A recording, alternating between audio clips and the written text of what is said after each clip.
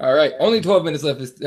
Late. Now I can't talk. Only 12 minutes late this time, ladies and gentlemen. We are the Keyboard Warriors. Welcome to the show. We're presented by RepTheWarriors.com. My name is Eddie Law. That's Fred Kirby. That's Jesse Rubalcaba. Plenty of shit to talk about. We're gonna start off with, I guess, one of the. No, I can't even say weird. It's a weirding trend to see MMA fighters being involved in these domestic violence cases and stuff like that. So BJ Penn has a restraining order set against him by his ex-wife or estranged wife. I don't know what the relationship really is between them, where she alleges, I believe she alleges sexual abuse. She alleges, physical sexual abuse against BJ Penn. Right now, we just saw the whole thing with Matt Hughes going down. You know, everyone remembers the War Machine story. It's really fucking like, it really sucks to keep seeing these like stories pop up, right? There's part on the restraining order, or at least the request for it, where it says that I believe it's his ex-wife or estranged, whatever, the mother of his kids, says, "I feel fearful for my safety and my children's lives, and for the influence he has over my children." Fred, what are your thoughts when you hear about the story? Okay.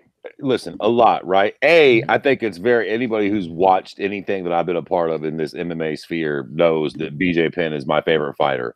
So on a personal level, this is just a bummer.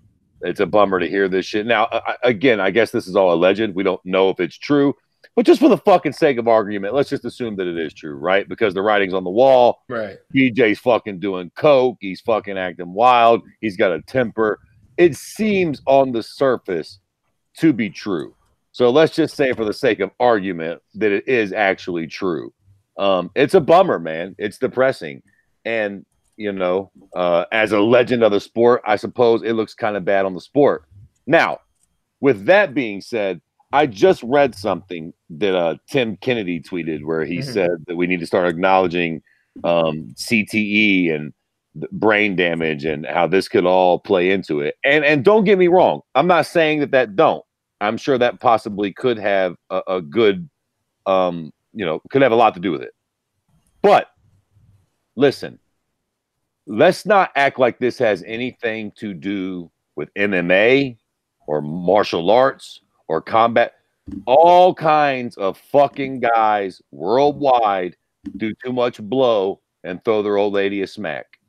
Like I feel it coming that we're going to make this an MMA thing. Like we had Matt Hughes. Now we got BJ Penn. You got Tom, Dick, and Harry.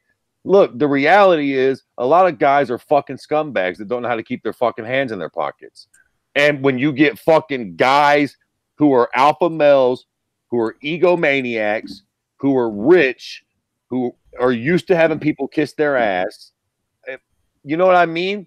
Is it really that surprising that a lot of these guys have problems fucking putting their hands on women?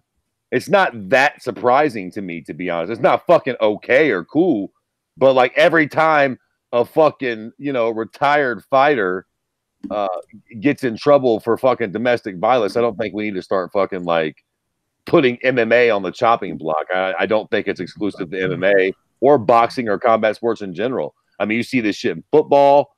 I just, again, alpha males with fucking egomaniac problems that are just, kind of shitbirds. It is what it is. It fucking pains me to see another one of our legends in MMA go through this, but I'm not necessarily surprised. Right. And look, the Matt Hughes thing was kind of crazy too. The whole thing about beating his nephew's ass for a tractor and bunch of this shit. All these stories, and when you say Tim Kennedy with the CTE thing, it's possible. He's always been a dick, though. Like low key, right? Ain't that always been the word that fucking Matt Hughes was a scumbag? Yep.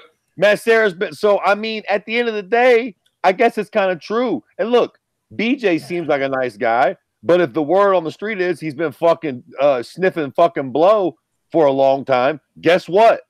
That comes with consequences. Yeah. It changes your personality. It alters who you are, especially if you do it for long periods of time and you've already got an ego problem. Like, the fuck? This isn't really surprising at all, to be fair. Right.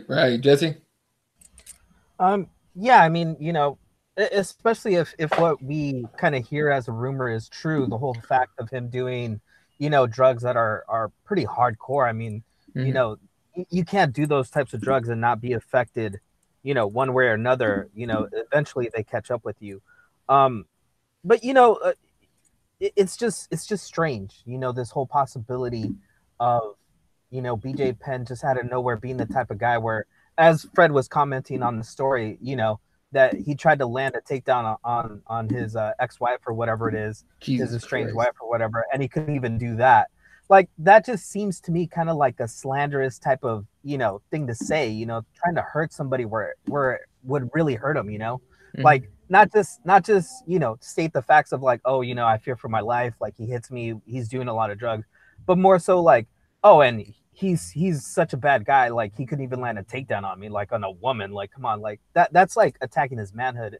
So it just seems wishy-washy, we don't know the full story, of course, but it just sucks, it just sucks to hear that a guy like that could be having those types of problems, and he's going to be fighting soon, right? In a couple months, against Clay Guida.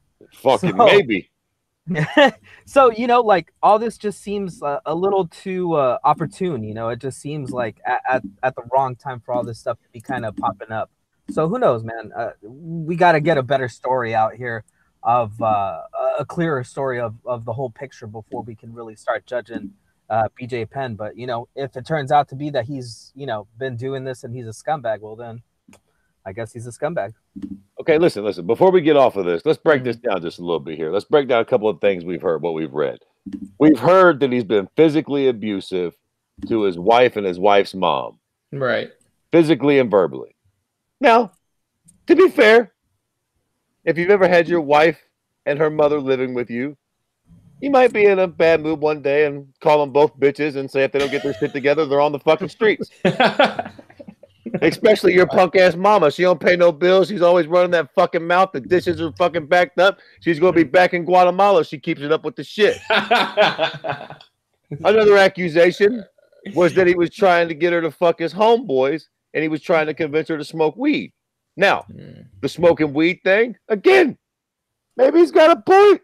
Maybe she was a little uptight. Maybe she needed to smoke a little bit. Now, trying to convince her to fuck your friends, that's where I draw the line. Yeah, it's weird. BJ, what the fuck is going on with that bullshit? I mean, I'm all for a little kink, but what in the fuck is going on there? You're trying to, and his wife was beautiful too. If it's the same broad I remember, right, the little Hawaiian broad, pretty sure, absolutely stunning. God damn, wouldn't I like to have been BJ's friend about 10 years ago? You know what I'm saying? Gets coked up and wants to fucking share her. Faster this way, fucking BJ, you crazy little creature. Shit. Also, the third big thing that I've heard him implicated in all this shit is that he got cocaine on his eldest child. Now, we were just talking about this before we went live. Literally, verbatim, that's what it says. He got cocaine on her. I don't know what that means. I have been in rooms with plenty of people snorting cocaine. Unless there was piles of it and she was like walking around the table and he just kind of like swept some on her head. I don't know how he accidentally got cocaine on her or what that really means or why he was suicidal. Maybe he was trying to do a line off of her head or something. You don't know. That's weird and unlikely. I've heard of doing lines off of broad tits and snatches, but not your daughters. And I don't think I mean, like it seemed like he meant like he accidentally got it on her or something. I guess maybe I don't know. It just seems like a weird thing to say. Like, I don't know how you accidentally get coke on the kid. Was he like doing it and he walked away and she like started touching? But they said it was his oldest kid. Or his kid's fucking super young. Like, how old was that fucking kid? But see, again, it all seems weird, like where all these stories are coming out of how, like, like that whole thing, like, oh, he's getting cocaine on his daughter and stuff like that. That just seems slanderous. It's like trying to tear down someone's image. Again, going back to that, he tried to take down, his woman, and she stuffed his takedown. Like, that's not a detail that, like, like, I'm sorry, that's not something. It's just funny to me. No. But he tried to take her down and she stuffed the takedown like she's been training. Did she train? I don't think so. Like, BJ Penn can take somebody down. BJ's probably fucking coked up and drunk off his fucking ass. He's like, give me that goddamn phone, you fucking bitch. I don't What know. I like is that I could see Fred like just flashing back to some house party or something that he's been to, and like, yep, I can see all this happening. I mean, yeah. Look, again, I this is a bummer, but I just don't want to become some big narrative of MMA or combat sports or no shit like that. I guess it seems like either BJ is just a shitbird that we didn't know, or he has a very bad drug problem. And I ain't trying to shoot him no bell. You know what? Fuck it. Maybe I am trying to shoot him some fucking bell because he's my favorite fighter. But if you're extremely addicted to cocaine, that will alter your personality. Maybe he's always been like this. She has said that it's been years of this type of abuse. So I don't know, man. Again, I don't want to get off topic here, but it brings up that, a question that I've debated on several different podcast forums now is like, where do you separate like your art and your celebrity and their personal life and shit? Like, should I now cancel BJ and not watch any more of his fights and not appreciate his old fights because it seems like he might have been a shitty person in his personal life? Or should I just not really give a fuck and just watch him fight because that's what I care that he does? I don't care that he's not married to my sister.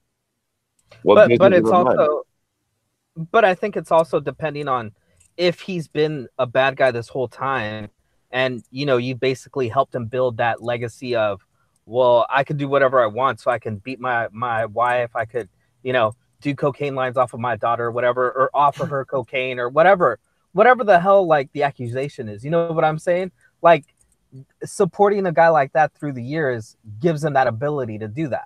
So is that like, are you good with that, or are you good with canceling the guy and just giving him a big X through his entire career? I'm good with telling you to kiss my ass. Yeah. I didn't sign up to help that motherfucker get on coke.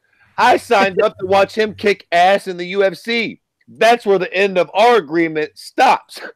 I paid that motherfucker to watch him fight. What he does with the money afterwards, goddamn it, fucking ain't none of my business. You know what I'm saying? Like, we'll be done fucked around, won't watch nothing.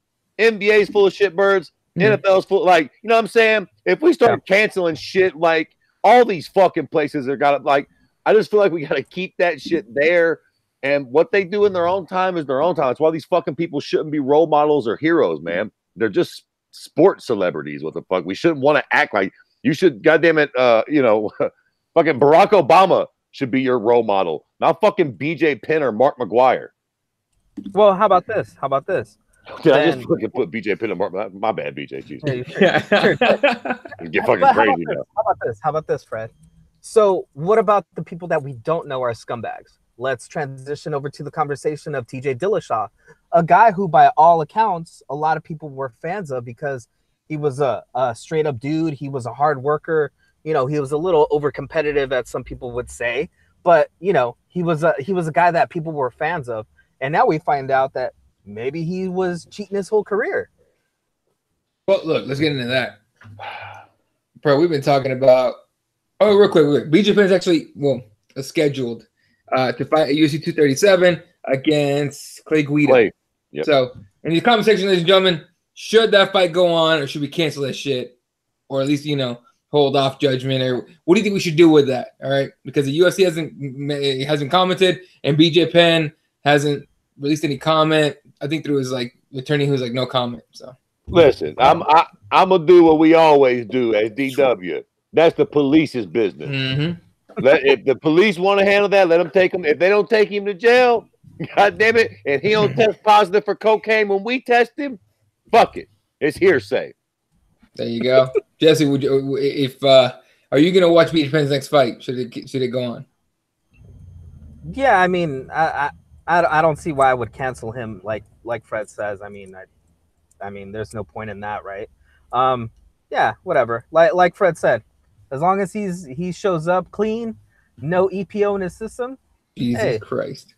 Listen, let him go with it. To be fair, there's a pretty good chance that Clay Guida throws him a beating anyway. So Dennis Seaver did it. Karma, right? Right.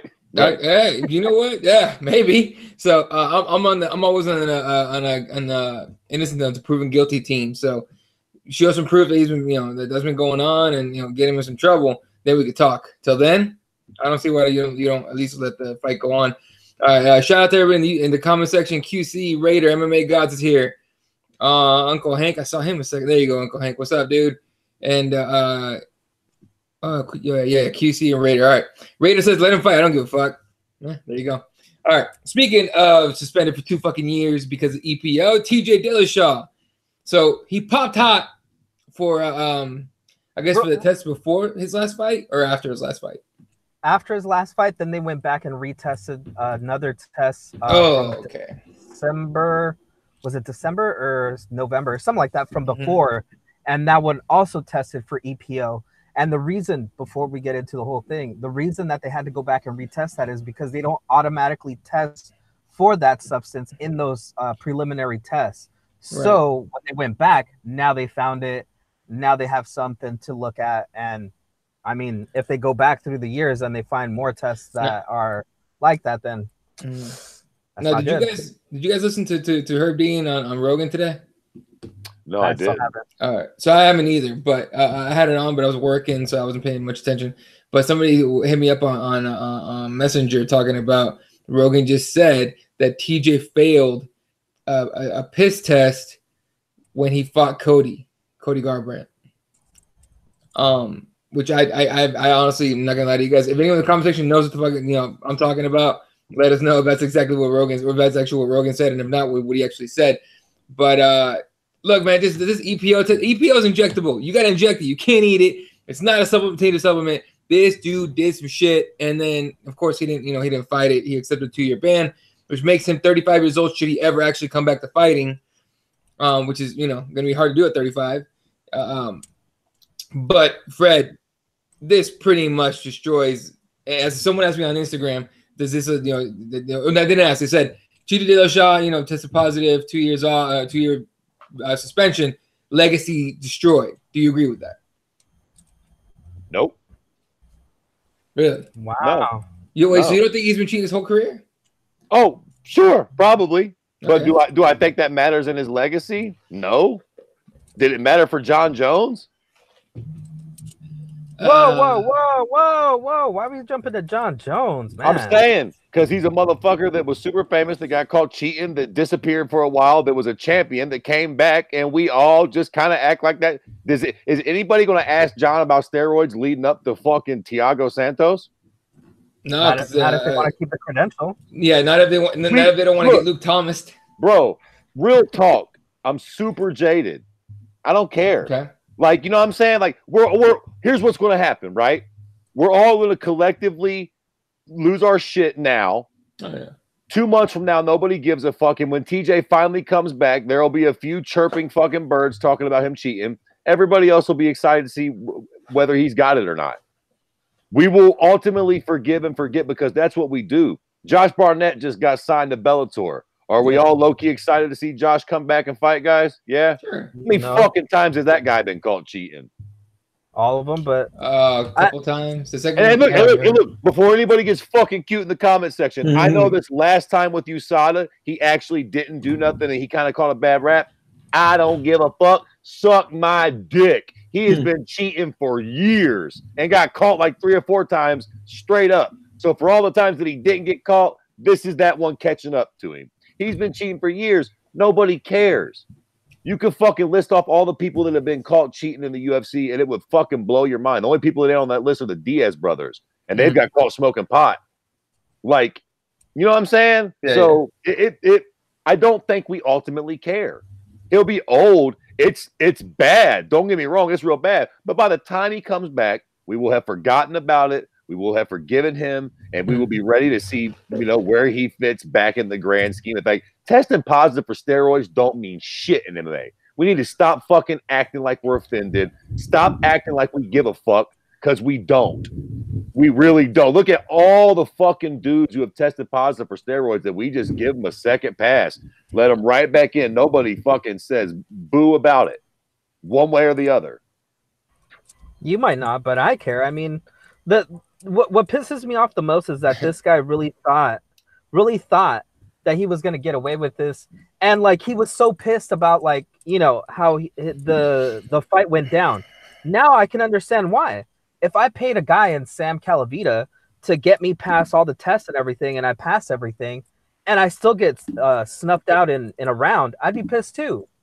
You know, and it makes sense for someone like him to be pissed off because obviously he was trying to get that advantage and then he wasn't even able to use it because, you know, he sucks.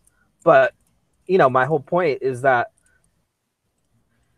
I care, and it's going to matter to me when he comes back because, like I was saying before, like now his fight with Cody, it's tainted because how do we know that he wasn't cheating for that fight?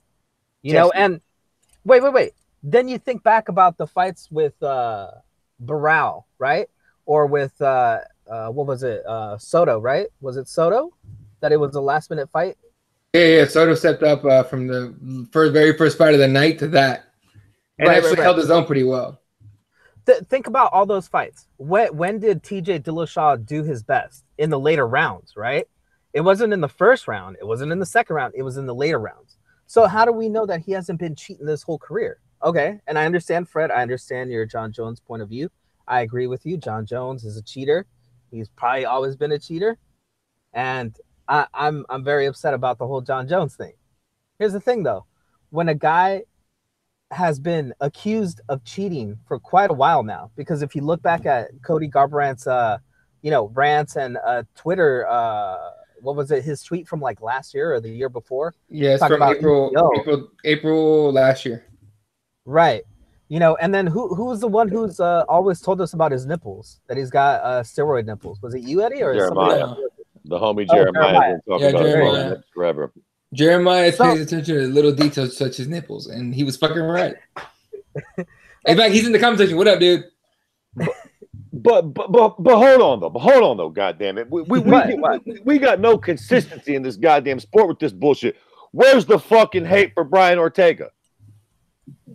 That's a good point. He says it once. Y'all right. And how many times has TJ tested? Now twice. He popped twice, yeah. Is it twice? Okay, well, real quick. He got popped and then they tested a previous sample, an old sample, also popped. So technically once. Right. This is the first big time. This will be his first suspension. So technically they're the same. Like no. But the thing is that USADA is suspending them for 2 years. Man, I don't care. They both got caught cheating one time. Shit, Brian Ortega got caught cheating too. Point is, like, we forgive and forget in MMA. Okay. Wait. But here's the big difference. Brian Ortega came out and admitted that he took something. It was his first fight. He wanted to be as best as he could for his fight. I understand that. What has TJ done? Oh, I didn't do anything. I'm innocent. And then when everything was coming out, what did he do? Real quick. I'll just accept everything that's going on, and I'm going to relinquish myself so I can sound like a real good guy, right? Mm-hmm. Now, 2 years by USADA for a suspension. He hasn't said anything. And he isn't going to say anything. He's having everybody else talk for him. He's got Sam Calavita out there, saying that they're going to stand by their guy. And Dwayne Ludwig, a guy who said that he would never work with somebody who cheated, is saying that he's going to stand by him. Man, I don't give a fuck who is saying what. Both those fools got caught cheating. And a whole bunch more just like them. Raider says he should just go to Bellator now with Juan Archuleta and Aaron Pico, who are doing the same thing. I'm convinced now. And then they do train at the same place, right? Yeah. And then Raider says John has the golden snitch pass and everything. Well, John gave up some fucking names, so maybe TJ should give up the whoever he helped out for fucking Team Alpha Man, whatever Jimmy's at now. You know what? Fred might be onto something. Huh. If John Jones has the hookup and he's been getting people to hook up, and now they're finding out about TJ, maybe John Jones, leaked the information to USADA. Check TJ's phone for John Jones' number just in case. I'm gonna tell y'all something else right now, and I know this is gonna make a whole bunch of people mad, but y'all can kiss my fucking ass. And we'll probably never fucking figure it out because he done got away. But I'm telling y'all right now. No. Here we go. Yeah. George St. Pierre was cheating. Y'all, one of these days it's gonna fuck around and come out because you can't be alive forever. That motherfucker was cheating, Jack. He got beat by Matt Serra and started in with that cheating. Damn, you're never gonna let that go, huh? I feel it in my bones. Hey, he's at least been consistent with it. I gotta give him that much. George had some big nips too. Jeremiah, get on that, dude. Research that. We need to go back and look at George Nips during the Dan Hardy years and the Thiago Alves years. You understand me? Jeremiah's gonna do a full study on like the last 10 years of MMA nipples. Yeah, I can see Jeremiah getting like side shots of GSP and just measuring out the nipple, like year by year. Look. All jokes aside, it's not good for TJ. Just in the fact that 2 years is a long fucking time, and not everybody's John Jones. So in that regard, it is very, very bad. I think we, in general, as the MMA fan base, will probably get over it. 2 years is a long time. By the time he comes back, it'll probably be like TJ who. But for his career, it's not fucking good, man. 2 years is a long time, and he's no spring chicken. So yeah, he will be. What up? No, and I think the worst thing is that this whole trail of accusations is what's going to hurt him the most. Because you think of what John Jones, what he did is he stuck to his guns, was out there in the media very quickly, and was saying, no, I never cheated. You know, we're going to figure this out. And he found a way to actually explain away, quote unquote, his failed test, right? But TJ took the different approach of right away relinquishing his title and not saying anything, and then basically taking this one on the chin and taking a 2-year suspension from USADA instead of trying to, fight this or trying to figure out like how to get a reduced sentence or anything. So like the admittance of guilt, I think, is what hurts TJ, in my opinion, more so than anything, Yeah, no, I'm with you. Sorry, the conversation got pretty funny. Uncle Hank says GSP covered in cocoa butter. And then Jeremiah says GSP's nips are big because he pinches them before every fight. Facts. Because they stinging because he cheating. Dude, watch that actually come out that he actually cheated. Listen, I remember that was a Greg Jackson thing. Talking about, we rub our nipples because it's good luck. Yeah, I'm sure it's got nothing to do with those fucking steroids you and John Jones are fucking shooting each other up with under the mats, huh, you sneaky little bricks. Greg Jackson with your waterfalls. I know all about the bullshit that's going on over at Jackson, Jack. You know what I love though about TJ? The TJ thing is that his trainer immediately, like within an hour or two of the story coming out, he literally did this whole like put his hands up in a statement, kind of like, "Hey, we didn't know anything. Wasn't us." TJ must have felt under pressure, though, right? Which is weird though, right? Because Sam Calavita, even on his website, I forgot who posted it earlier, but he had a little like a plan where they test your hair, they test your blood, they do all these things for you, and it was actually labeled under the TJ Dillashaw like program workout. Yeah. I guess he took it down after I guess a lot of people like tweeted at him like, dude, like not the best time to have this on your website. But like if a guy is saying he's so scientific with testing your blood, testing your hair, making sure that everything's good, you're going to tell me that they can't find EPO in your system? Of course they knew what he was doing. They had to have, because they would see the performance, even the performance enhancement, right? Man. So like everybody here is at fault, man. Like this is some BS. I mean, yes, man. Every fucking trainer who's had a goddamn student that's fucking started taking steroids, I would imagine probably knew. It's like, yo, all of a sudden you're fast as fuck and stronger than you've ever been. You're not getting tired. And I don't, you know what I mean? Like, trainers know these guys intimately. I'm sure that every once in a while, a guy's really good at it. It can, like, pull it over on you. But generally speaking, your fucking Greg Jacksons and your Matt Humes, not throwing no accusations at Matt Hume, but, like, cats like that who know they're fighters, they're going to fucking notice something like that, one would assume. Look, man, they're not stupid. Those guys have been around the game for years. They know what a cheater looks like. Yeah, they knew. It's just, he ain't getting caught. Let's just keep it up. Let's just keep it on. Fuck it. You ain't getting caught, dude. Right. All right. All right. Last question on this from me. How do you think this affects TJ, like when he comes back in 2 years? Because now let's say he has been using EPO for his last, I don't know, let's say 4 or 5 fights. Right. All right. Now he has to come back. Now he's going to be even more scrutinized, better tested. So now he has to fight clean. So what kind of effect does that have on a guy who's had the advantage and now doesn't? Now it depends on what kind of like reaction his return whatever will come by. We'll find out in 2 years or less if he starts snitching on people the way John Jones did, which I totally like. I recommend TJ snitch your ass off. Snitch your ass off. Your career is not that long, but depending on like what the fanfare would be for a return, I don't. If it's not that big of like, oh yeah, fuck yeah, let's see TJ fight. I don't think he comes back. I really don't think he comes back. Oh wow. To the UFC, sorry, to the UFC. Oh, okay, fair enough. Oh, I mean, okay. I think he's definitely going to come back. Mm-hmm. But wait a minute. What's your question, though, Eddie or Jesus? What are you asking again? Like, what effect do you think this will have on his performance mentally? Oh, because he's basically known as a mentally strong guy, right? He's super competitive, and he always feels like he has that extra edge. Now we kind of know maybe why, but let's say that's not the case. Now he's been popped for a substance, and now his mental stability could be in question when he comes back. Listen. It's really hard to say, right? What did it do to John Jones? Nothing, because he didn't get caught. Well, I mean, but he did get caught. He did serve his time. He went away and he came back presumably clean and beat the fuck out of Alexander Gustafsson. So, but he got a hall pass. He didn't get a 2-year suspension. He didn't just relinquish everything and accept a whole, an L, basically. Either way, but he was out of competition for a long time. Presumably, we all think that he cheated. Nobody buys his excuses. And he came back and had the test clean this time. And he came out and still thunderstruck Alexander. So, I mean, you don't believe it, dude. We all think that John cheated, right? Right.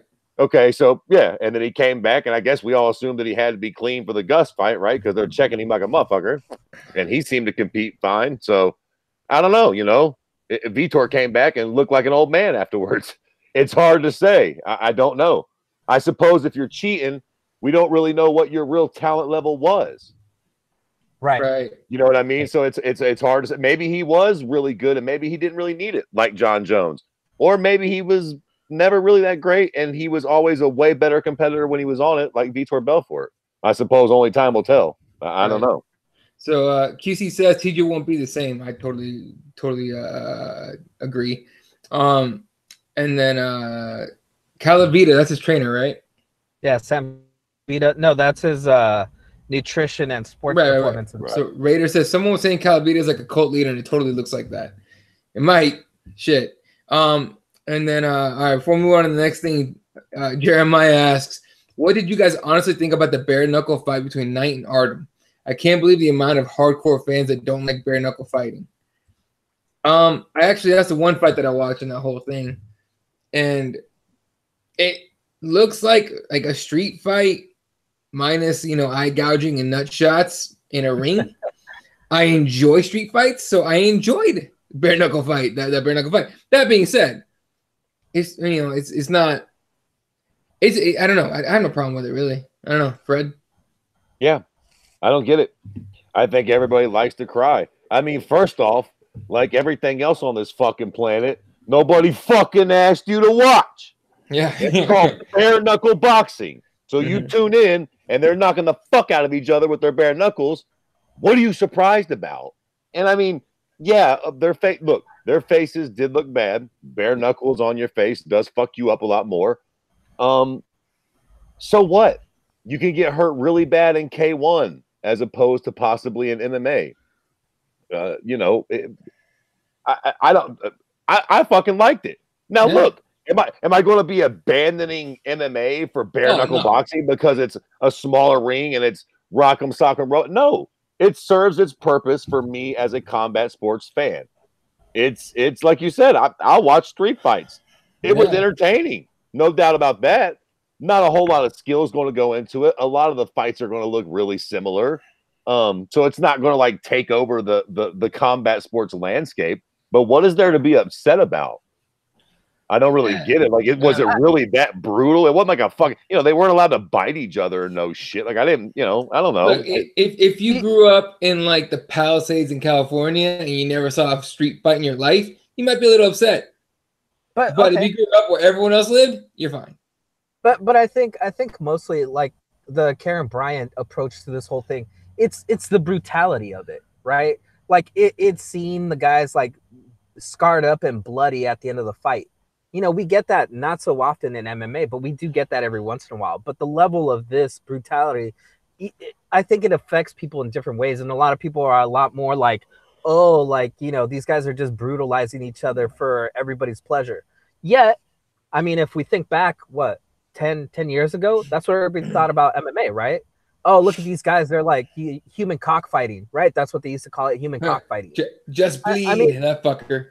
Right. It's the same thing. Like, it's going to go through its period. Like, now the people, the hardcores of MMA, now they're the boxing pundits that looked at MMA as a brutal sport, too brutal for everything. Now the hardcore MMA fans that are like, oh, bare knuckle boxing, that's too brutal for a civilized person. It's the same thing, man. It's just a cycle. Like, get over it. Like Fred said, nobody asked you to watch it. I didn't watch it. It wasn't my thing. So whatever. And let me tell you something. If you're a goddamn MMA fan and you're crying about this, you're a fucking hypocrite. No, because for real, like it ain't about the category or the type of fight necessary. It's the fighter. Watch a goddamn Robbie Lawler fight and tell me that ain't brutal. You see when he fought Robbie Lawler, Rory, Big Tom? Yeah. Or fuck, did you see fucking Ben Askren's face after about 14 seconds with Robbie punching him? And Jeremiah says, I think Ortega's face looked worse than both Jason Van Arden's did when he fought at Holloway. Sure did. Yeah, maybe. But either way, I wouldn't trade neither of them. No. You know, it exactly. It depends on who you're fighting. Like, their faces look bad, but if you go through MMA, through Pride, you can find some fucked up dome pieces. Anybody remember Marvin Eastman getting hit with that goddamn elbow from Vitor Belfort and his fucking goddamn skull was showing and shit? Like, listen, bro, it is what it is. Like, first off, your knuckles are going to break before your fucking face does. Like, their knuckles are probably crushed to shit by the time their faces look like that. So, well, I don't get the complaints from MMA fans. That's weird. I mean, it's gonna be a while before Conor gets another Artem hand job. So it's gonna take him a while. What a dick! Well, here's a crazy thing. They were just cut up and bruised up, but no broken bones, nothing damaged. That's like more severe than an MMA fight, you know. And it's true. It's like Joe Rogan has talked about it a lot. A lot of other actual striking people have talked about it a lot. It's brutal because, like Fred said, it's knuckles. So there's a lot more chances of you slicing your opponent. But the actual impacts and damage that you do, like concussive damage, it's less because you're not hitting people with everything you've got when you hit somebody. Because if you've ever had your hand wrapped, it's literally like you have a hammer like at the end of your arms because they wrap it so tight. You feel like you could punch through a freaking wall. Right. If you've never had the opportunity to meet Stitch and get your hand wrapped by that guy, I suggest everybody gets it once so you can feel like it literally, like I would imagine that that's what a superhero might feel like when he first gets his powers, right? You feel like your hands are like just like weapons of destruction and you're like, yes, like this is so awesome. Like you feel that a difference and you feel like you can just punch anything. Look, you know? Contrary to popular belief, hand wraps and gloves are not for your opponent's protection. It's for yours. Oh no. It's so your hand doesn't break. It's so you don't, sure, a little bit so you don't slice somebody the fuck open with a knuckle or anything, right? But it's so your knuckles don't break and your hand don't break. How many fights have we seen where a guy breaks his hand, right? And everyone was just like right through the glove, right through it. So no, the gloves for protection of your hand. So yeah, 100%. They're not gonna throw as hard as they can. They don't want to break their fucking hand. You can literally break your hand in the first punch of a fight. You can. But dog, thank God. I love that we do this show. Because it's always some shit to talk about with MMA fans. Because quite frankly, what are we talking about right now? All you pussy-ass MMA fans out there that didn't like it, here you go. Don't watch it next time. You fucking creeps. There's tons of fucking MMA. Like, I don't understand this big, like, oh, we're so upset. Like, bro, just don't watch it, dog. Like, what the fuck what are y'all complaining about? Stop being fucking crybaby. This is so brutal. Nobody asked y'all to tune in. How about this though, Fred? For their next event, I think they're having Beck Rollins against what was it, 2-3 division boxing champion Amanda Serrano from Combate Americas. Oh, I'll watch that. I'm gonna watch that. Rollins. Look, I'm definitely watching that. You guys can say whatever you want about MMA fans being like uppity about like, oh, we're purists. We want to see. No, you're not. You just want to see brutality. And if you want to see brutality in the most purest form of just stand up, that's the thing you can get right there, bare knuckle boxing. You know, there's no lay and pray. There's no, over clinching. There's no, there's none of the stalling that a lot of people complain about in MMA. This is just knuckles to people's faces until someone falls down. And listen, to be fair, to wrap this up, because I know we need to get on to a couple other things, but to give bare knuckle boxing a little shout out here, it does present its own interesting set list of problems. Yep. Again, you can't grab, like, for instance, now we're probably going to get Paulie fucking Mallow, whatever the fuck. Mallow, I can't. I'll never be able to say that prick's name. Yeah, Paulie whoever. And Artem Lobov. Now, on the surface, one would think Paulie's going to beat the dog shit out of Artem. But because it's a bare knuckle boxing match and you can clinch and grab and hold and dirty box and shit, this fight actually is kind of compelling. So let me tell you something. If they keep grabbing these interesting characters and putting them in this bare knuckle environment where things go, God forbid, say they get fucking Nick or Nate Diaz. Nick Diaz signs up to do a bare knuckle with somebody or something. Shit's lit. Shit's lit. You know what I mean? Like, if all of a sudden Robbie Lawler decides he's done and they get him, it could get interesting. And it's a different thing than the octagon. You have to bring a different set of skills, Conserving your hands could become part of the strategy. Like, it could be a little interesting going forward. How about this, Fred? And I don't know if this will get you going here, but what was it? Platinum Mike Perry has one more fight, I think, on his contract in the UFC. What does that do for you? You don't think he sticks around? Huh? You don't think he sticks around? He might, but I mean, he's gonna fight out his contract. Basically, is what he's doing. So. Okay. Listen, any of those guys like that, if they leave the UFC, if they can't go to Bellator, they don't go to one, fuck yeah. Throw them in a bare knuckle boxing fight. That's kind of interesting to me. Not everybody can go do fucking the Eddie Bravo Invitational. You know what I'm saying? Right. And you know what's interesting about that? Think about Platinum Mike Perry, right? A guy who's still, pretty young in his career, but he could switch over and have like a resurgence, kind of like Beck Rollins, right? Now she's like a superstar over there, where people really enjoy the stuff that she's doing over there. Another guy that kind of had a resurgence was the Mexican. Yeah, Chris Lieben as well. Chris Lytle, Right. These guys that are kind of past their prime, in the UFC, in MMA, kind of have a resurgence in this new organization. And I mean, they could build stars too, and do something good with their organization. Yeah, it'd be cool. And don't worry, someone in the government will fucking get their panties in a bunch about it and cancel his whole thing. So don't worry, it won't be around a super long time, I don't think. But it's just nice to have another fucking avenue for fighters to go, especially the ones that don't want to quit. All right, QC says, I understand how BKFC isn't for everyone, just like WWE. To which MMA guys responded, MMA guys responded to that saying, for sure, Quentin, just don't like the hypocrisy when people post about it. True. What else is there? Ortega's face is worse. Jeremiah goes, it was so cool. Jason Knight sent me a message on Twitter right after the fight. Yeah, it sucked to see him lose. I was really rooting for him, but I went to decision. And then so what up, Frederick? What's going on, dude? So all right, moving on to something else here.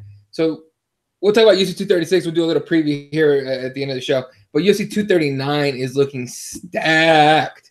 All right, now we only have, I believe, the main card, or at least not even main card. It's too far ahead to say what main card is gonna be. But we have 5 fights that have been agreed on. Okay, let me hear it. So, all right, I'm gonna start from the bottom to what the main event would be. First fight on the main card would be Michael Chiesa against Diego Sanchez. Diego Sanchez coming off a knockout win. Yeah, knockout win of Mickey Gall. The knockout. Yeah. Knockout, right, Jesse? I think it was a knockout, wasn't it? I was there. I should remember this. Whatever it was Mickey Gall fucking completely running out of gas. Is what it was. Let's keep it a buck here. And look, he needs to EPO. This fight's kind of cute, but I think we all know that Diego Sanchez is running on fucking E. He had a nice performance, but Chiesa's probably going to throw him a beating. Let's keep it a bean here. I mean, Yeah. Chiesa is not fucking Mickey Gall, and I ain't no goddamn Michael Chiesa fan, but you know what I'm saying? Like, I think Diego better, he better be ready for this one because it ain't gonna be like Mickey Gall, Jack. Yeah, it's gonna be a strangle fest at that point. Yeah, for real. Fred just says it was TKO. Raider, he also says UFC 239 will hopefully remain fully intact. Ask the injury bug about that shit. Then Raider says, I'm going to UFC 239, but damn, they really cut down international fight week. Is anyone going? Nope, I'm not. That shit's expensive as fuck. Anyway, all right. And so the next fight up is Junior Dos Santos against Francis Ngannou. JDS against Francis Ngannou for the second fight on the main card. What the fuck? All right. And then I think this fight and the JDS fight should switch spots. Just me. Jan Blachowicz against Luke Rockhold. That's not a bad fight. That's pretty goddamn solid. Luke Rockhold at 205. All right. I want to be a dick, and I'm just waiting to go. But I okay. Right. Okay. These are good fights. All right. So okay, now we're at your co-main event. The co-main event will be for the 135 women's strap. Amanda Nunes against Holly Holm. Saying strap after saying before saying Amanda Nunes is kind of rough, but wow. You know what I'm saying. Anyway, wow, you're right there. Huh? Wow. Yeah, my dick's always hard. I forgot who does that joke. Who does that joke? I think Joe Rogan does that joke. Anyway, but yeah, Amanda Nunes against Holly Holm for the bantamweight strap. Solid. It's solid. Okay, fair enough. I guess it's still a little weird going from knocking out Cyborg to fighting Holly, but I guess you got to go somewhere from there. So whatevs. Yeah, I mean, look, I think Nunes is gonna have like a fight or two maybe left, and I think she's gonna bail out as champ. But all right. And then your main event, John Jones against Thiago Santos, which I know you're not a huge fan of, Fred. Oh, I hate it. But it is John Jones. I hate this fight. I hate this fucking fight. I mean, look, aesthetically, will it be pleasing? Yes. Sure. Will it probably look a lot like the fucking Anthony Smith fight? One can assume. But yeah, like, okay. So look, let's end this conversation, or as far as this card goes with this. What next for goddamn John Jones? For all of yous out there that are like okay with this fight, say what we assume is going to happen happens. John Jones comes out, he fucking kicks him in the knees, keeps his distance, gets it either 4th or 5th round finish or a very dominant decision. What in the fuck is the plan? Can he actually take another fight at 205? Are we actually going to let Luke Rockhold beat Jan Blachowicz and then get excited for that fight? Is that what we're all going to do? You talking about Rockhold Jones? Yeah, is that what we're all planning for? Because I feel like if Luke has an impressive showing, that's what they're going to try to shove down our throat. Yeah. And I can tell y'all already right now, y'all can suck every part of my fucking dick. I'm not going for this shit. If John don't go to heavyweight after this, I mean, I'm not going to do nothing. I'm still going to watch the fights. But I'm going to be very upset about it. Look, if very upset clicking that order button, right? If Michael Bisping knocked out Luke Rockhold, you think for a goddamn second he's gonna give John Jones any kind of fits? And look, Bisping, great fighter, but for a lot of his career, they said he had pillow hands until he fucking knocked out Luke Rockhold. But John Jones is gonna fuck him up if they do that fight. So I hope not. No, it has to be heavyweight. I was legit up for. I was up for that John Jones Stipe fight. Stipe fight for sure. So, wow. The level of disrespect, you guys. There are some good competitors at 205 that still need their crack at the champ. You've got Johnny Walker. You've got Luke Rockhold. You've also got what's the Cuban guy, the wrestler. What's his name? Romero. Yeah, Romero, who's moving up. Did you just name 2 fucking middleweights? They're moving up to 205. So hey, they're now official 205ers in my book. And those fights would be interesting to me. So, Johnny Walker. Okay, wait. Johnny Walker, I get it. But he's super young. But I get it. But you think Romero gives him trouble? Johnny Walker was a goddamn Brazilian stripper 3 months ago. So what? Awesome story, though. He ain't ready for John Jones. Are you fucking crazy just because he need fucking Misha Circuit? Man, if we don't fucking get the fuck out of here with this craziness, man. Look, Fred, I am just trying to keep this whole division on the rails here. Those are at least 3 future fights where the champ could continue his reign and be a dominant 205er. Challenges nonetheless, right? Because Luke Rockhold create some challenges because he's a tall, lanky, you know, striker mixing a boxer, a wrestler. You know, you've also you know, Johnny, who's a young kid who's very, very like powerful, likes to move forward, is just reckless, you know. And then you've got Romero, who's kind of at the end of his rope here. If he doesn't get an opportunity to fight for a championship and win, I mean, this could be his last run. So we could see him just leave it all out there and really do his best. You know, like there's compelling fights there for him. I understand you, Fred. Listen, heavyweight or bust. I understand you. I'm with you on that bust. But if it ain't gonna happen, at least give me those fights. Listen here. Everybody listen to me. Now, I know that's like 14 people right now, but this is what we need to do, okay? Now listen to me. Real shit. This is what needs to happen, okay? John Jones, he's already stuck fighting Thiago, whatever the fuck, which is a dangerous fight, too. For the record, real talk, it's a dangerous fight, and it's not a great fight for John to take because he could get knocked out. He probably won't because he's that good, but it is a dangerous fight, and there's no upside to it. Now, here's what John Jones should do should he win this fight. John Jones should say, all right, 205 is fucking dead. You know what he should do? He should take the Conor McGregor approach. He should say, I want the baddest fucking man on planet Earth. Oh, wait a minute. I done beat him twice. All right, give me Stipe. I want to feast on him. Smash Stipe. Oh, who's next? Francis Ngannou. Who's the fucking scariest guy y'all got for me? Give me that. And then you know what I would do? After a couple defenses or after I got that heavyweight belt, check this out. This is what I would do. You know who I would call out as John Jones after I beat DC and unify the belts? Deontay Wilder. Oh, that'd be legit. John Jones needs to start thinking big, dog. The reason that Floyd Mayweather happened is because Conor just kept building. Boom, I got 2 belts. What's next? I either want 170 or fuck it, I'll take Floyd. John could do that. He has that persona.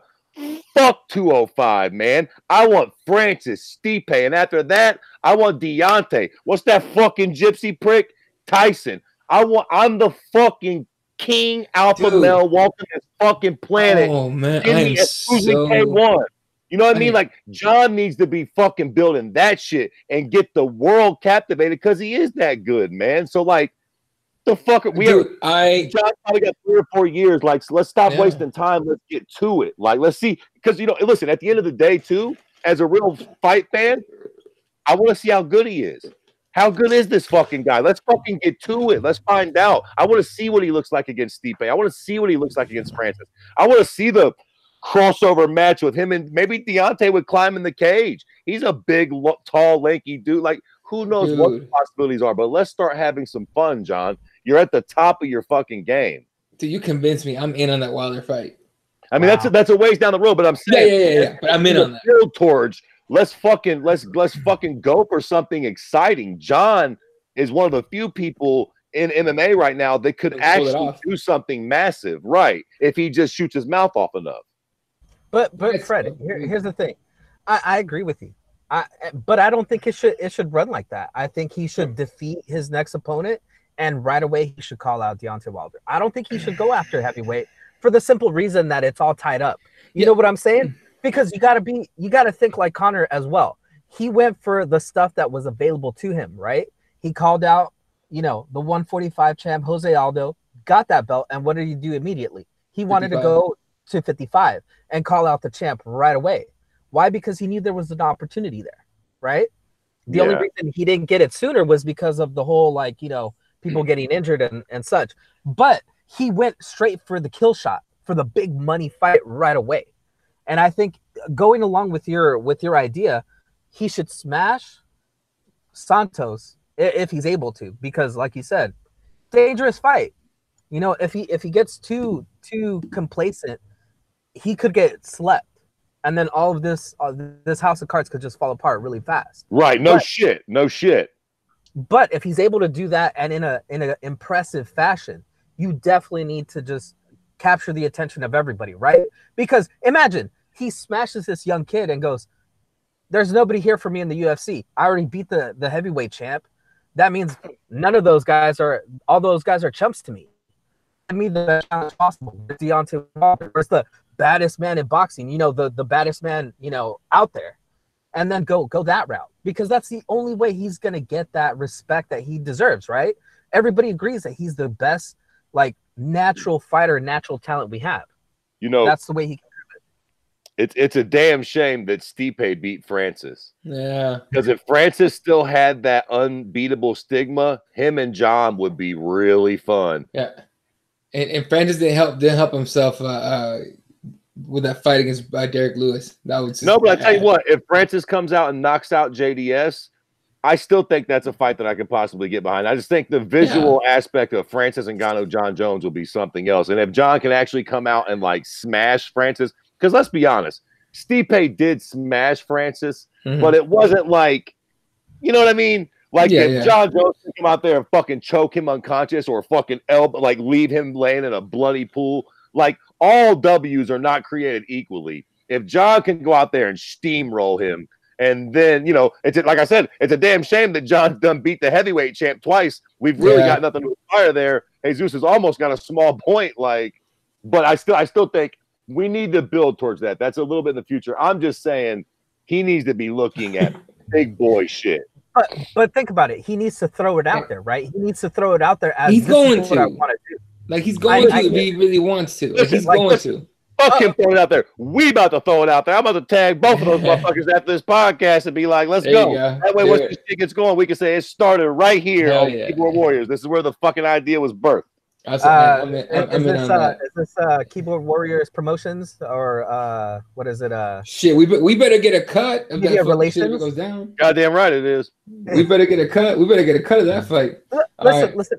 Here's the thing, though, Fred. Don't you agree with me that the Stipe fight would be much more interesting if Stipe had been fighting this whole time, like fighting to get a title shot, like kind of like dominating a bunch of other heavyweights, at least 2 fights or at least 1 in the meantime, instead of just sitting on the sidelines and crying about his opportunity, right? But it's not interesting just because it's a heavyweight fight. John Jones at heavyweight.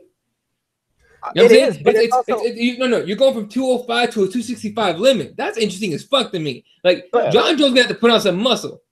But the thing is too is that it depends on who he fights. Because think about it, like Fred said, imagine if it was Ngannou undefeated. That would be a big deal because it's a guy who has all that like clout and like, you know, like everything around him. Like he's the #1 contender. He's undefeated. Like that means something for John Jones to step up and beat that guy. Or Stipe, who's the former champion trying to get back his belt. Now he's like smashing other dudes. Now he's the #1 contender, and John Jones comes in to try and take that away from him and say, I can slay this ex champion. Plus, I already slayed the current champion. What else do I need to do? You know what I'm saying? Like that could have been built a lot better.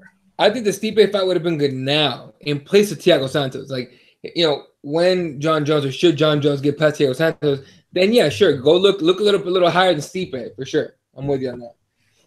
I still for some reason want that John Jones Kane fight, but not if that dude's gonna eat an uppercut and go to sleep and then say his knee buckled. Because fuck, dude, that was just. Oh, Mister, my knee is hurt and now I'm going to Lucha Libre. I hope it goes to the WWE and just gets paid to fucking perform. Anyway, all right, real quick. MMA guy says everyone knows John's real test is a heavyweight. Love that idea, Fred. QC says Wilder with mind blown emojis. Telling you, I think Fred started some shit. Raider said Wilder will fuck his ass up, probably, but well, it depends. In boxing or in MMA. Oh, in boxing. Listen, this is what's beautiful about it. I think Wilder has stones that Floyd Mayweather can only dream of. And in an ideal world, I could see them lining up something to do both. John fights him in boxing, and then Wilder fights him in the UFC. I think that in a weird, if the right things happen, I could see them coming to that agreement. Deontay Wilder is not stupid, right? He knows that if he can cross over, if John Jones can cross over there, Wilder can cross over here for at least one go, and it makes Wilder that much more interesting. And it's equal. Like I would say, one would say John Jones has a better advantage, but look, John is going to get pieced up in a boxing ring with Deontay Wilder. Deontay Wilder could get lucky and knock John out in an MMA fight. It's highly doubtful, but if John goes out there with this kind of cute shit, Deontay's got extremely it's intriguing at the very least, and they're huge names. We need them both to stay undefeated, but if that could happen, that's something very compelling that does not have Conor McGregor's name attached to it. I'm in on that. The interesting thing is that John Jones doesn't like to fight against someone's weaknesses. He likes to go right at you at what you like to do best, right? Like, please stand up with Wilder. Oh, that would be great. But see, that's the crazy thing. John Jones would probably try to do that. Like, okay, yeah, let's stand, let's trade. It's the crazy thing. It'd make it for a very interesting fight. All right, before we move on to 236, MMA God says, I want Rumble to come back at heavyweight. Yeah. QC says Rumble's that limit. Yeah, he's got to be like 300 pounds, right? QC says Rumble's big body is too swole for any fighting right now. For real. And Frederick says Wilder isn't undefeated. What do you mean? Oh, well, he has the one draw. Fair enough. Okay, real quick, does that take away undefeated? Because you weren't defeated, you just draw. Yeah, I guess that would leave it up for debate, I suppose. Yeah, but I'm curious about that. He hasn't been beaten. There you go. He didn't lose the fight. He just didn't win. Right. That's like saying John Jones is one loss on his record. Like, no, he doesn't. Yeah, well, we don't even count. He almost killed that guy. We don't count that Matt Hamill fight anyway. So, all right. Raider says, I swear you need to tweet this, Fred. Yeah, he's working on it. He's working on it, Raider. Oh yeah, for sure. All right, let's move on to 236. He did not lose to Fury, Frederick. Fury was on the fucking ground out, son, and then he woke up like his life, like fucking, he was possessed with some shit. All right, dude. I'm sorry, my friend, but I then again, I'm a Wilder fan, so I can't bullshit you. Look, Tyson won the fight. You understand me, but he got fucking slept in that 12th round. That cost him the draw. Yeah. Unfortunately. So, all right, moving on. UFC 236 is this weekend, April 13th, kicking off on the. Let me make sure UFC Fight Pass at 3:15 Pacific time, making it 6:15. Wow, 6:15. Yeah, Eastern time. Is Brandon Davis against Randy Costa, Lauren Mueller against Poliana Botelho, Montel Jackson against Andre Sukathat. Jesse, you know how to say this one. We got it. There you go. You know what I'm talking about. And then featured on the early prelims is Curtis Meliander against Bilal Muhammad. Then we move on to ESPN for the prelims. Boston, what's up? I said, remember the name. That's the dumbest nickname ever for Bilal Muhammad. Remember the name. Yeah, dude. Someone needs to just no more fucking. What's the name of that group that song came from? Fuck. That's what? The group, the song that comes from. Remember the name? Oh, I don't know. It's that fucking super whatever. I'll find it later. All right, Boston Salmon against Khalid Taha. A bantamweight welterweight fight between Max Griffin against Aleem Imadaev, who I assume is a newcomer. Wilson Heiss taking on Alexandre Pantoja at flyweight, and then lightweight Jalen Turner against Matt Frabola, who I believe was on one of my buddies' podcasts. Yeah, Steamroller. He was actually on my buddy's podcast, MMA on the Rocks. If you guys ever follow that dude, he was he had him on his show. So definitely go check that out if you want to find out anything on Matt Frabola. The main card kicks off, and this is where we start making our picks. Vincent Prue against Nikita Krylov. Jesse, who you picking? Man, tough fight, but I'll go with OSP. A little inconsistent, but I think he should be good enough to beat Krylov here. And it's no. This one isn't a last-minute replacement, was it? No, right? No. Okay. No. I'm thinking of a different fight. Yeah. Real quick, QC says it was Fort Minor. It's the band, the group, whatever. Yeah. All right. And then Uncle Hank says, I saw those Charlie Z videos. He's crazier than Mayhem. Well, that's crazy, Jack. If you have 45 minutes to kill, just look up Charlie Z on YouTube and just sit back and watch this sack of shit. Challenge dudes at LA Fitness who go, hey man, you want to just you want to hit some pads? Or you want to spar? And he puts on his gloves. The second the other guy puts on one glove, cram! I win. He's like, that's what he does, and he runs away. Well, he fucking talked too much shit. Called out Deontay Wilder. Met him at an MMA gym. I forgot. I know the name of it too, but I forgot it. And Wilder fucked his world. Yeah. I seen that. It was hilarious. All right. Fred, who you picking between OSP and Krylov? OSP. I hope Krylov wins though, because if OSP wins, it'll more than likely be a bit slow and tedious. We'll see, though. We'll see. That's not a fair criticism. I'm just being a hater. But OSP. I'm hoping for that bomb flu choke. OSP. I got OSP winning that shit. Yeah. All right. Although Nikita Krylov is a bad motherfucker, but OSP. Up next, after them, the welterweights, Alan Jouban against Beanie Siegel. Who you picking, Fred? Hey, Beanie Siegel. Shout out to 90s rap. I'm going to pick the model, Alan Jouban. Jouban. All right, for Jesse. Yeah, you got to go with the model, the Californian guy. It's Jouban all the way. He's a bad motherfucker, to be fair. Yeah. He sure is. No. Hey, look, any guy has it's a model and it gets modeling work and still gets in there and fights. Don't give a fuck. So he's got some quality wins too, man. Don't be sleeping on Alan Jouban. And the fact that he's willing to trade shots and mess up that pretty face of his that makes him his money. Right. Wild. Right. After them, I ranked this number 2 in my possible fight of the nights right here. Eric Anders at light heavyweight. Eric Anders against Khalil Roundtree. 2 bad motherfuckers that throw heavy. I'm gonna go first. I'm gonna go ahead and take Khalil Roundtree. Bad motherfucker. Jesse. Wow. I'm going with your boy just because I like his nickname. Your boy Eric Anders. And it's a do or die for Eric Anders. I think he's on a 2-fight losing streak, right? So it's kind of do or die for this guy. So yeah, I think he should have a good showing. So. Yeah, and give us your picks in the comment section, folks.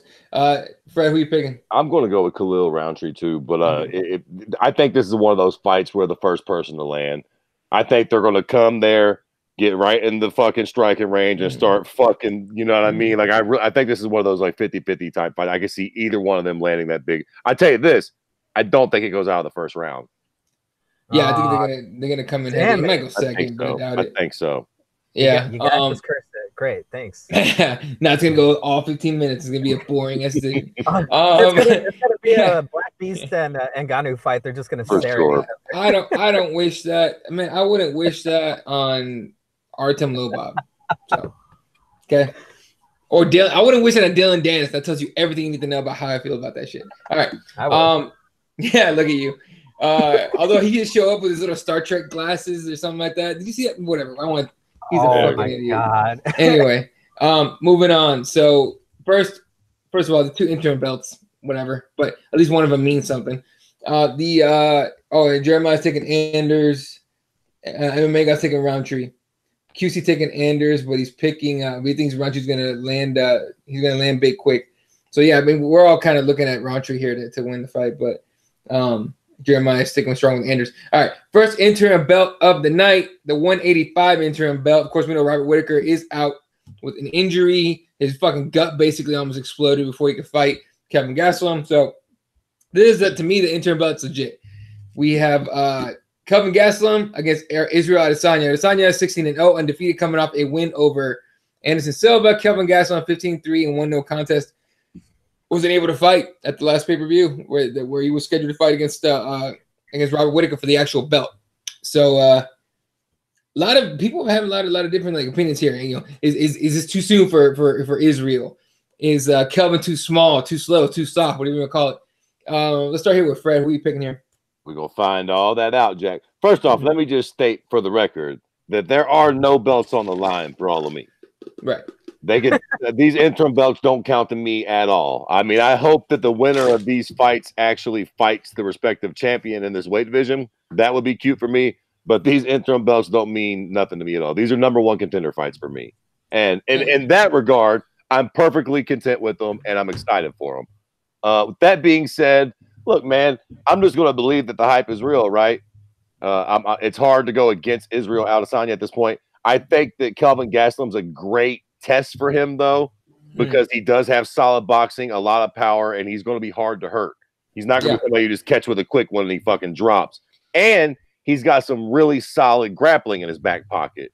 So it's a very interesting test. I think that, but I'd be on the hype trains, Jack. I'd be drinking that Kool-Aid every time. So obviously, I'm assuming that Israel is, Anderson Silva 2.0, but we're going to see. All right, Jesse. The opposite of everything Fred just said. And I'm going to finally back Mexican brother here, Kelvin Gastelum. I'm calling Trump. So, You know, real quick, there's been like 2 videos I've seen the last couple of days of these of white people calling ICE on one was on a taco truck, and then the other one was on some construction worker that was in a Walmart parking lot, and they called ICE on those guys. That's just weird. All right, real quick, catching up for YouTube comments. MMA God says Roundtree unless Anders wrestles him to death. Raiders picking Anders. Frederick's picking Gastelum. QC picks Israel. MMA God says Stylebender. You can never count KG out though. I think Izzy picks him apart. I like Kelvin Gastelum on that fucking pressure wrestling type of fighting. Now it is hard to take. I mean, Israel. I think he's hard to take down, right? He's got pretty good takedown defense. Yeah, he's been shown to be taken down. I mean, his takedown. Yeah, but he pops back up. As they say. Yeah, but he pops back up. But to be fair, I think the best wrestler he fought, I want to say, was that Italian kid that he fought in Phoenix like a year or 2 ago. But fair enough. Look, just tell me the truth, Eddie. Do you feel on weight? Do you feel ready to go for this weekend? This motherfucker, I knew someone was gonna say it. My beard is way bigger than KG's. All right, I want to hear that shit. But yes, I'm ready. No, I was kidding. Oh boy. Anyway, sorry, I just got a text from a friend. That's fun. All right, then yeah. So Kelvin Gastelum, but I'm with Fred. This is like number 1. I wish they just called it number 1 contender fights, but I guess you need a bookmark in that shit. So fair enough. All right, main event. This fight could be is my number 1 pick for fight of the night because these 2 guys throw heavy leather.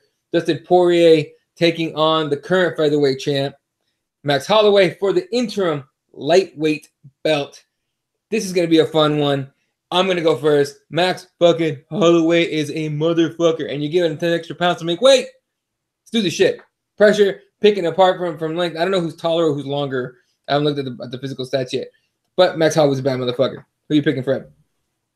Okay, so really symbolically, I feel like the co-main and the main are similar. And I feel like it's hard to go against Max. Right. I know that Dustin Poirier actually has a win over Max and so on and so forth. But at this point in their careers, like you said, giving Max 10 extra pounds, seeing the performances he's had, I know he's coming up to 55, but fuck, Dustin moved up to 55 himself and had a fucking, has obviously done just fine.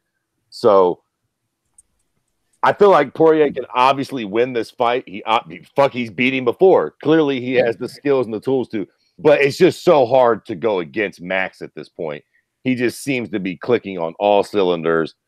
I mean, I'm picking Max Holloway. Like at this point, it's hard to fucking pick against him. I can't really give a whole bunch of great reasons why I'm picking him, other than I kind of just feel like he's in his zone right now. Right. He's at his peak as a fighter. And it's just going to be really, really hard to beat Max Holloway right now. I just don't see it happening. Yeah, I agree with you. Some of the YouTube comments are going, Frederick says Dustin by TKO. QC says, if this wasn't a rematch, I feel comfortable picking Max, but rematches don't usually go great. Uncle Hank's TJ says TJ versus Paulie in Wyoming. Hey now. And then Jeremiah says Holloway is actually bigger. Dustin is actually bigger. Dustin may be bigger up top a bit. MMA guy says love both of these guys, but Max is a safe bet. QC says Max has been fighting bigger fights and something to be said about big fight experience. I say Max 4th round TKO. Jesse, who you pick? What? Who said that last? It was a good point. That's a good point. Max has been in some really huge fights, and that probably will help out a little bit, at least mentally. The fact is, both guys have been beat by Conor McGregor at 145. Hey. Which, this is all these fights honestly are like a low key feather in the cap of Conor McGregor.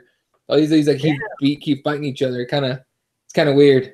But damn, when did Eddie get on the payroll as well?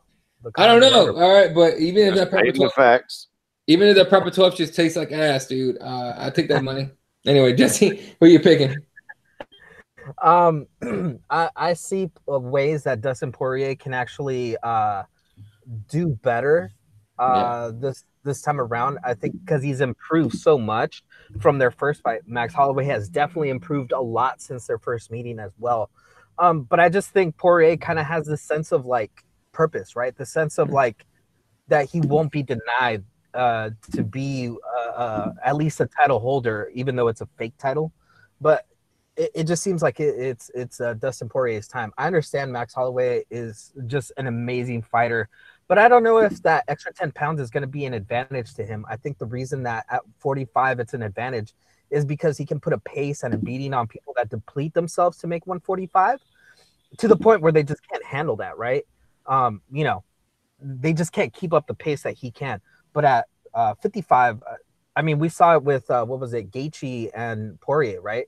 Poirier was able to really outslick and outsmart a guy that was just a bruiser, and, you know, he did his best to try and beat Poirier. Gaethje did, but he wasn't able to do that because Poirier's just knowledge and, you know, fight IQ was able to overcome all that. And I think this is going to be the same way, unless something happens to where, you know, Poirier gets clipped early or something, or he gets hurt.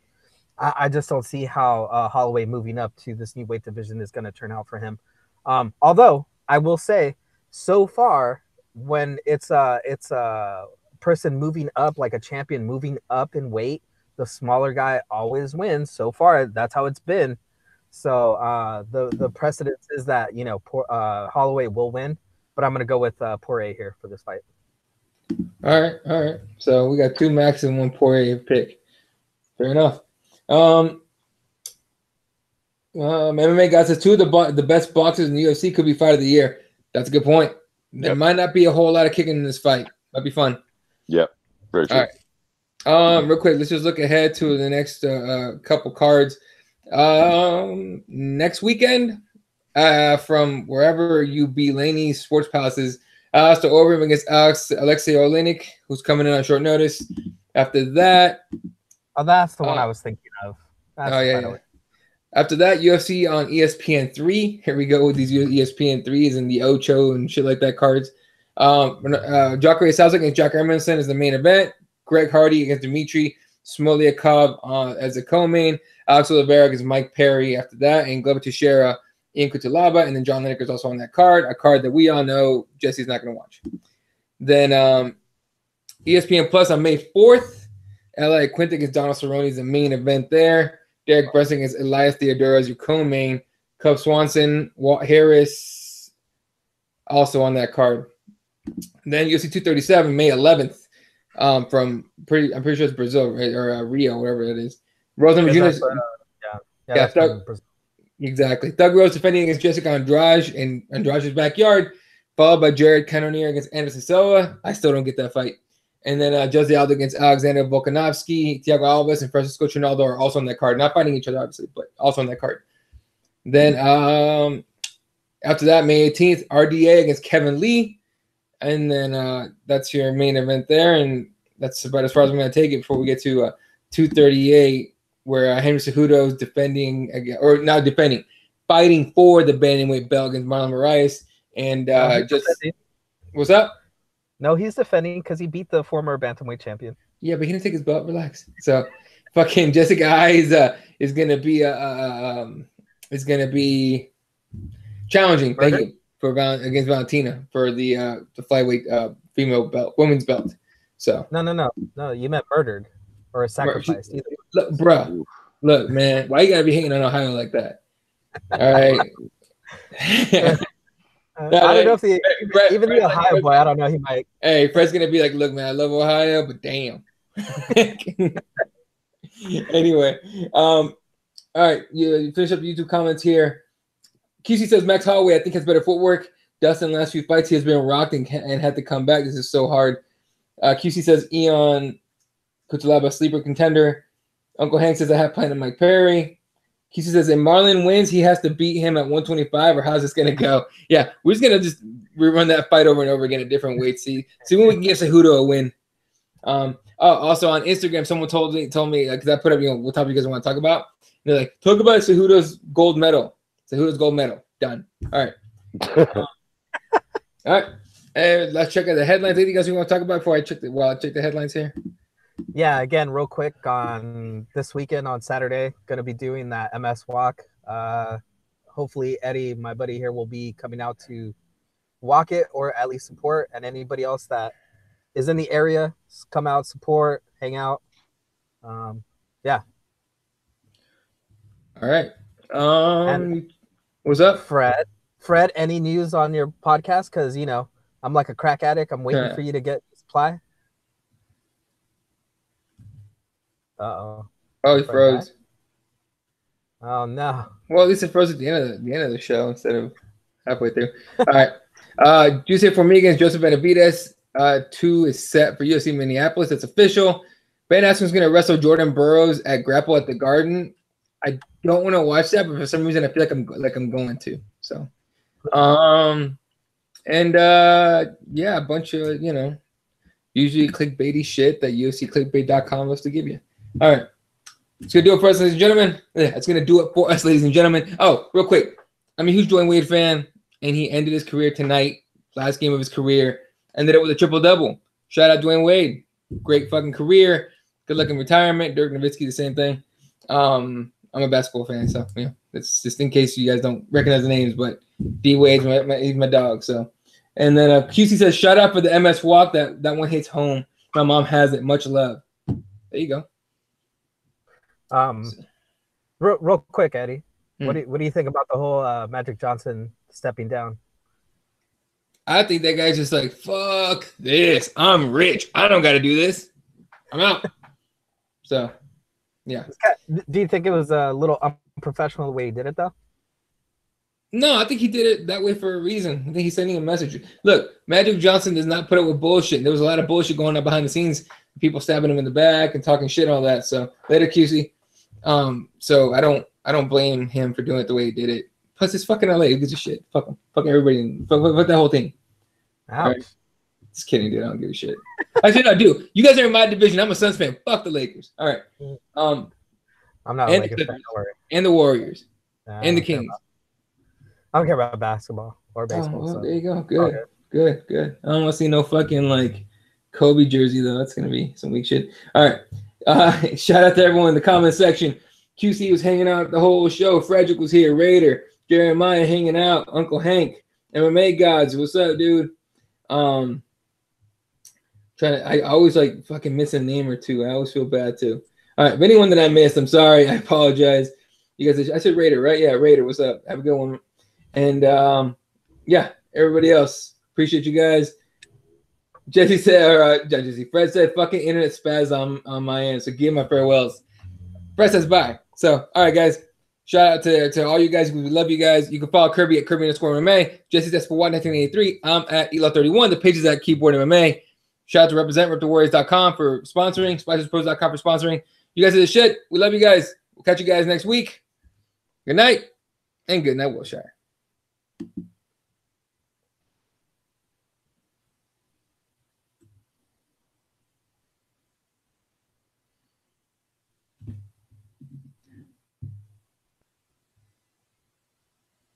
I can't tell if my shit's still live. We're still live. Mine says live. Yep, we're still live. Awesome. Oh, all right. We're gonna go till this thing says stop. Yeah, we're gonna go till this thing says stop. Fuck it, because Google Hangouts says to act like shit. That's cool. No, it stopped.